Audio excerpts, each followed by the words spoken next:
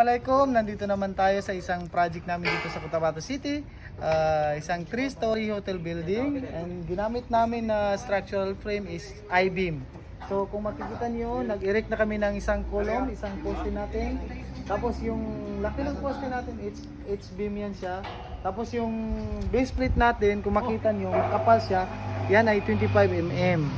Tapos dahil mataas siya, malaking building, 3-story, kaya makapal masyado yung steel plate na ginamit natin.